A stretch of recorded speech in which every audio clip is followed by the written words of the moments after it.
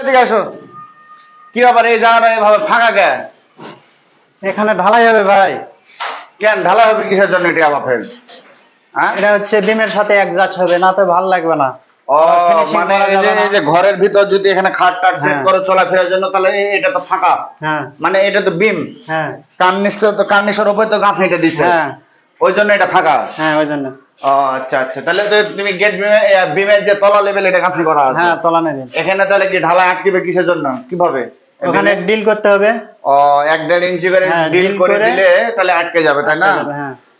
তো যাই হোক, এটা আমরা নিজের থেকে করেছি, এটা শুধুমাত্র আপনাদেরকে বোঝানোর জন্য। ক্যামেরাটা একটু সামনে নিয়ে আসো।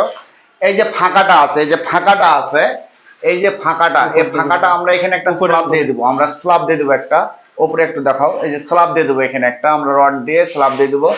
আর তাহলে বিমের ভিতর থেকেই লাগবে, রুমের ভিতর থেকে লাগবে এটা পুরোটা একটা বিম। হ্যাঁ তো আসলে যারা আমাদের রাজমিস্ত্রির ভাই আছে, তারা কিন্তু অবশ্যই আপনারা এই টেকনিক গুলো আপনারা ব্যবহার করতে পারেন, নাকি বলো? হ্যাঁ হ্যাঁ। হ্যাঁ, সবাই তো জানে না। না সবাই তো জানে না, ওই জন্য তো তোমাকে বলতেছি একটু সবাইকে বলে দাও যেন এই টেকনিকটা ব্যবহার করে, ঠিক আছে? এভাবে করলে তো ভালো আমার লাগবে, রাজমিস্ত্রি রুমে পরিবারের বন্ধুরা সকলে আপনারা নিয়মিত আমাদের এই যে ভিডিওগুলো আছে, ভিডিওগুলো আপনারা দেখবেন, ইনশাল্লাহ আপনারা অনেক কিছু এখান থেকে শিখে নিয়ে যেতে পারবেন। তো আশা করি সকলে ভালো থাকবেন, সুস্থ থাকবেন। সবাইকে জানাই আল্লাহ হাফেজ।